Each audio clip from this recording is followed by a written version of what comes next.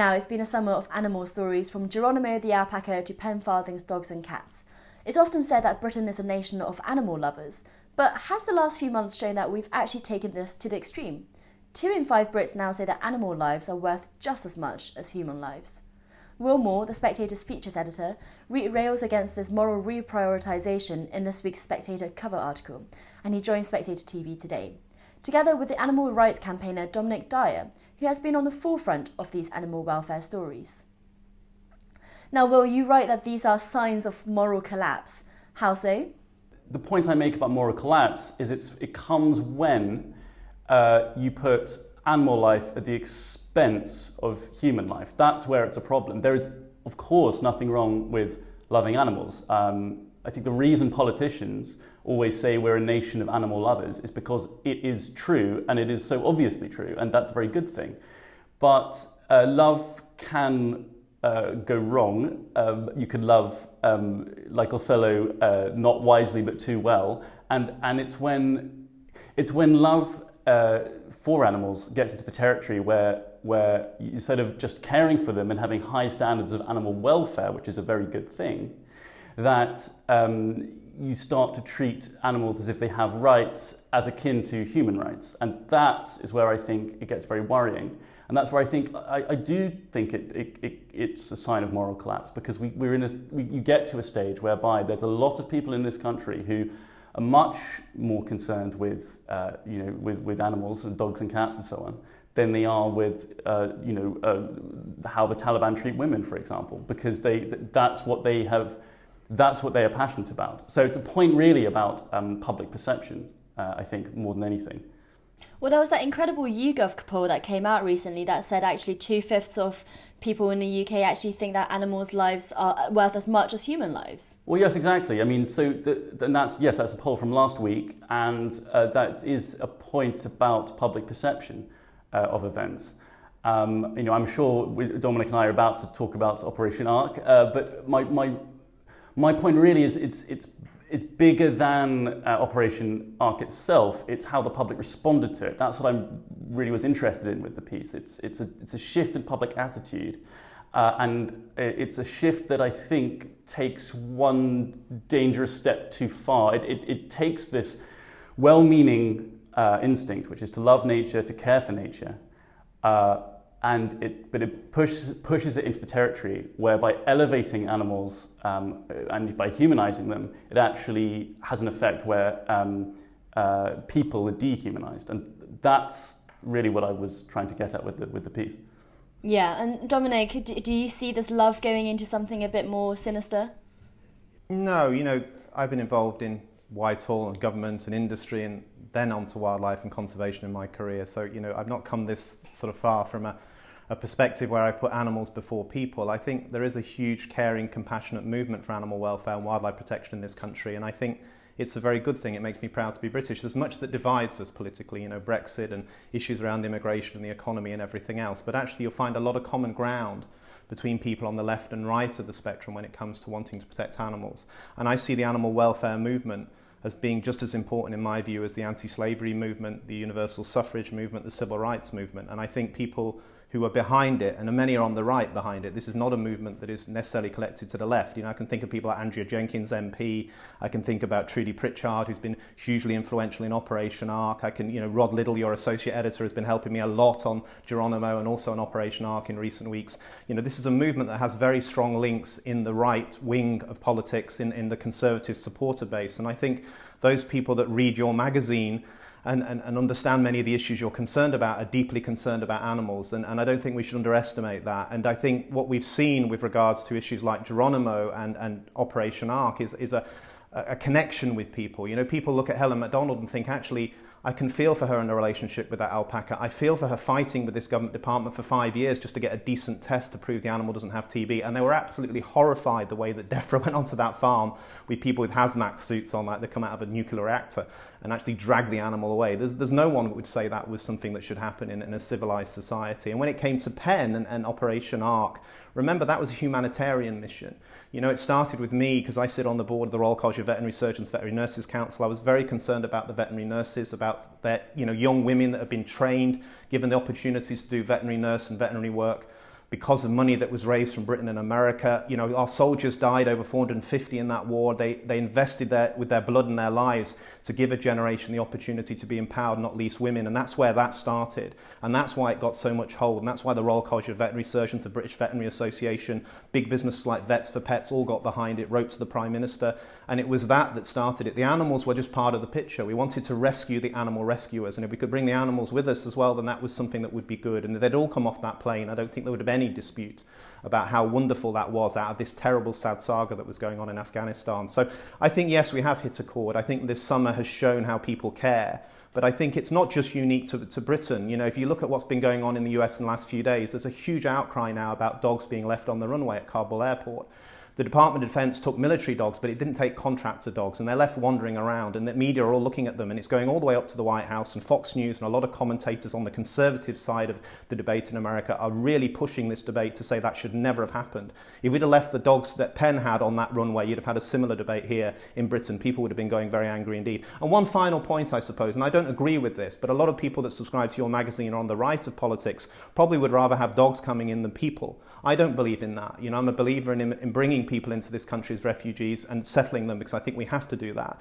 But there is a view maybe that animals go before people in some people's minds. It's not something I share. I think if we're good to animals, we're generally good to people, and I think that's a strong point in British society, and we should be very proud of that. I mean, I'm very glad you don't think that we should put animals before people. But I was struck just then, Dominic, when you did compare the pet liberation movement to slavery. Which I just found a very interesting comparison, because I do make the point in the piece that these comparisons between wanting to help animals, but comparing them to these terrible things that people in history had to suffer through, I do think that has a dehumanizing effect on people, even if that's not the intention. I think that is what happens. I mean, in my piece, I mentioned PETA, the animal rights organization, the largest animal rights organization in the world. And their 2003 Holocaust on Your Plate campaign, where they juxtaposed images of battery hens alongside concentration camp inmates, and with the words "to chickens," or to hens perhaps, I can't remember. No, to animals, I think. To animals, all people are Nazis. And that to me seems so blatantly wrong. Even if that comes, again, from a good place of wanting to look after animals and treat them well. When you're getting to that sort of stage where you're dehumanizing people in that way, supposedly out of benefit for animals, I do think that's nasty. And I would also say that yes, you say that you don't believe in prioritizing animals ahead of people, but I think what the whole sort of saga, I suppose, around Operation Ark showed to me is that there are a lot of people in the general public who disagree with that, which I find quite dismaying. I'm glad we both share the opinion that is a dismaying thing. But I also mentioned in the piece this call made to LBC by a member of the public who, when asked if it really was a choice between getting someone on the plane who's not an interpreter and getting a dog on a plane, you saying put the dog on, and she said yes. And you could say, there's just the one member of the public, doesn't represent wider beliefs. However, there is that YouGov poll putting 40% now of the public claim that they see animal lives as equal to, in worth, human lives. So I think it is a growing trend. It is still a minority trend, but it is a growing one. And I think that once you've crossed that line from the very admirable causes of animal welfare, but into the territory where you want animals to have rights as akin to human rights, that's, I think, very worrying. Yeah, we'll just sort of address a few of those points. I don't agree with the comparisons between the Holocaust. Having a partner who lost relatives in the Holocaust, and having met many Holocaust survivors and studied that period of history very well, I'm not going to accept that we should be making those comparisons. So I don't agree with what PETA does in that area. Even though I know some Holocaust survivors have made those comparisons, and they've got a right to do so if they choose to. Yes, they do have a right. Bearing in mind what they've been through. But if we look at the issue of slavery, for example, and we look at the universal suffrage and civil rights, this was trying to improve the rights of people and to move society forward. And I think what I'm trying to say is that actually animal welfare and animal rights is moving society forward. You know, there's real horror, for example, that we spend so much time trying to improve the situation with dogs. And I work with many Conservative MPs and ministers most recently on trying to ensure that we get mandatory checks on microchips before dogs are euthanized. We've had huge support from the government on that, and I'm really grateful for it. But it strikes me that if we're taking so much action to protect dogs that we have as companion animals, we still allow dogs to be bred by American companies, like with this firm in Huntingdon, MBR Resources, that actually breeds over 20,000 dogs in a facility in New York and over 2,000 here, to go into chemical tests. And I've worked in the industries where these tests are undertaken. They're outdated, they're outmoded, mostly for pesticides and household chemicals, and it's absolutely horrendous. And quite rightly now that Priti Patel as Home Secretary is being put under pressure to look at why we have regulations like that force the use of those types of animals. It's the same with using primates in animal experiments. I want to see that end. I think most civilized people would want to see that end. I think most civilized people would want to see dog experiments end, and I think we should be moving in that direction. We should be proud if we can bring that about.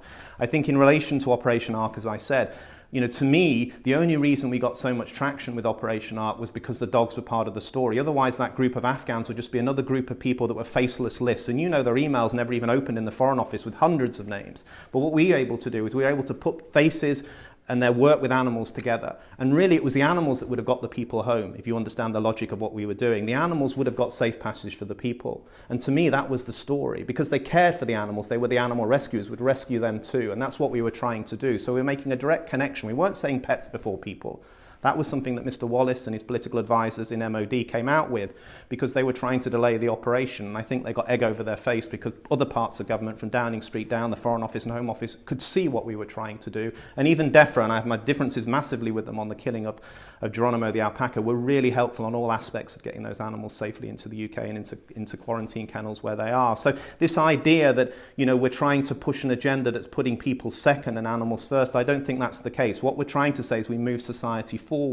We improve the rights of animals. We improve the rights of people. There's a lot of evidence to show you that when people are violent towards animals, if you want to go back to the Moors murderers and you see what, that was going on at that time where cats and dogs were being killed before they turned on children, you can see there's lots of evidence that people that are psychopathic towards animals and kill them will take that anger out on people as well. So, compassion towards animals is something we should welcome in our society. It's a good thing. It means that we have less violence towards people as well. It makes us a better society. And I think Britain can be proud of the fact that organisations like WWF started here, RSPCA, Compassion in World Farming, the Born Free Foundation. I work with Virginia McKenna, who's 90, that's incredible and still does amazing work in this area. All of these people have put Britain on the map for being the centre of an animal welfare movement. And to be fair to the government, they are trying to capture that too with their animal welfare strategy, with people working in government, from Zach Goldsmith, with Carrie Johnson in Downing Street, with Stanley Johnson and all the people that talk out on these things.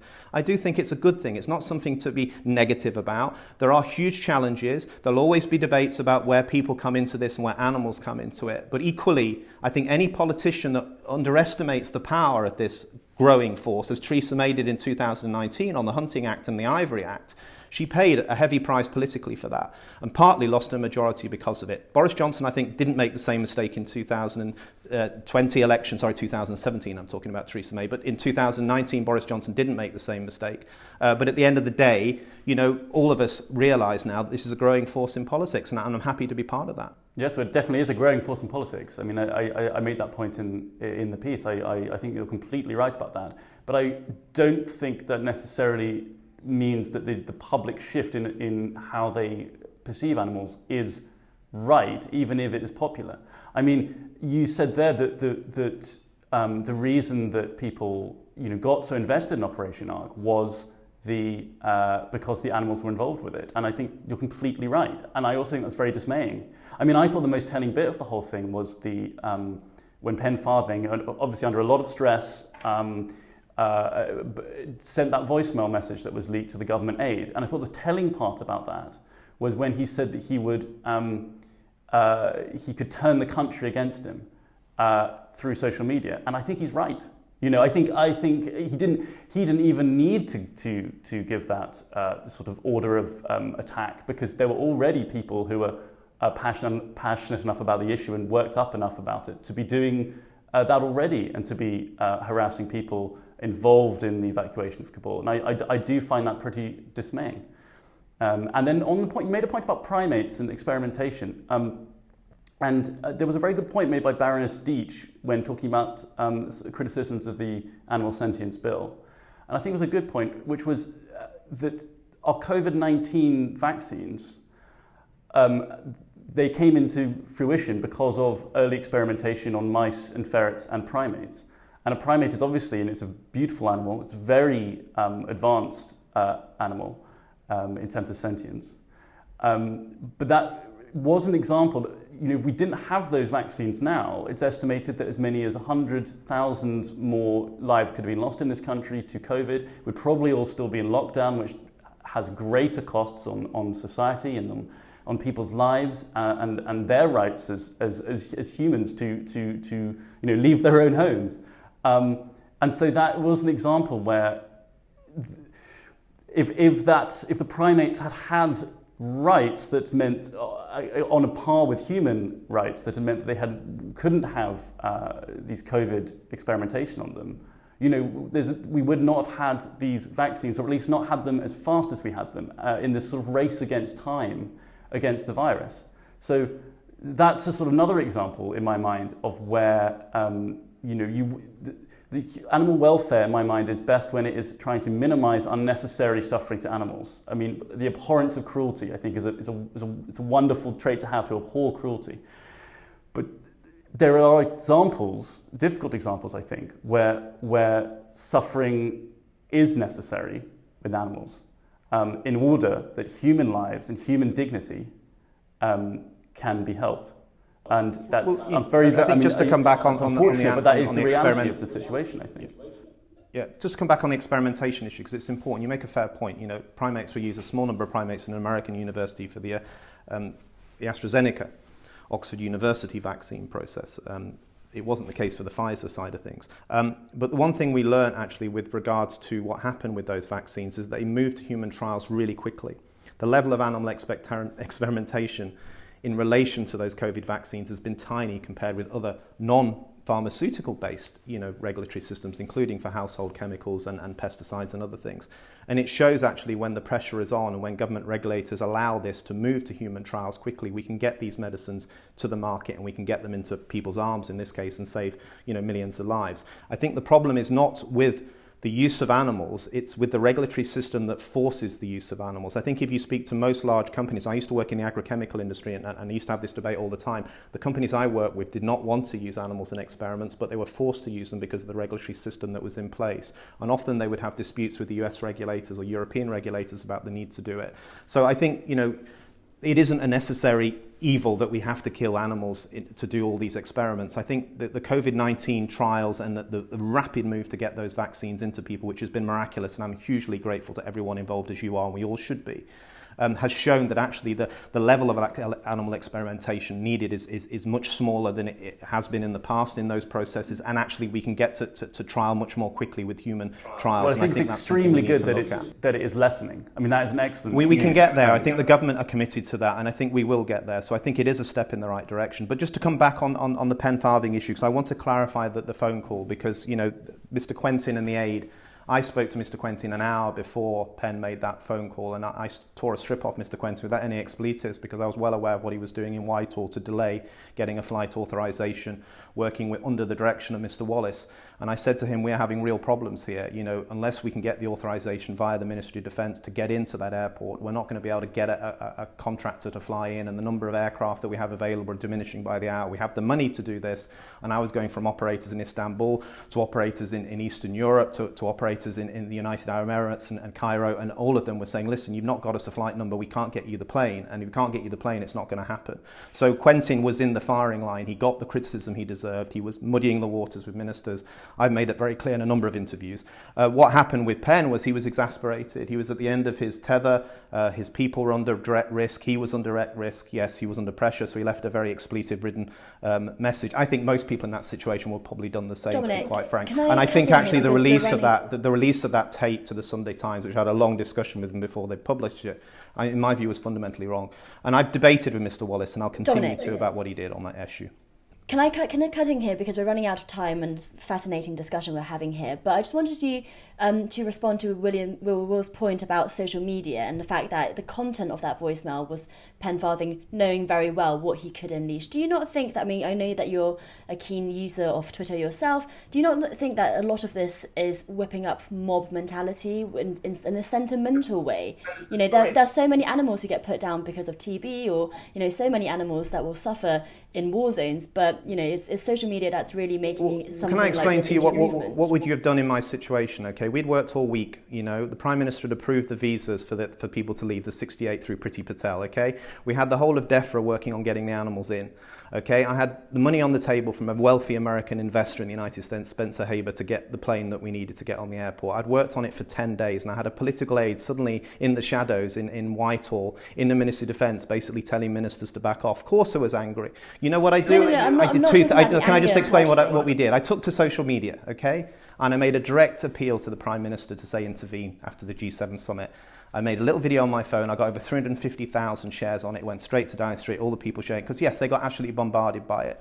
And at 1:50 in the morning, Mr. Wallace, clearly under huge pressure from the Prime Minister, put out a tweet saying he changed his policy 360 degrees. We could take the animals in, we could take the people in, and we could get the plane. Okay, then I went on Good Morning Britain, and I basically said that, you know, this is a really difficult time. We need to get that plane on the ground as soon as possible. I was in tears, millions of people watching it, and then Wallace blunders in and starts to abuse me and say that basically I was talking nonsense, I was abusing troops. He was slaughtered. Charlotte Hawkins basically pulled him up saying, "What are you doing?" He'd been on the television and radio the day before saying we were talking bollocks. He was making himself look stupid. He was making Downing Street extremely uncomfortable. He was trying to undermine a policy that the whole of government had lined up to support. And ultimately, he was endangering lives because we couldn't get those people through the gate, and in the end we didn't.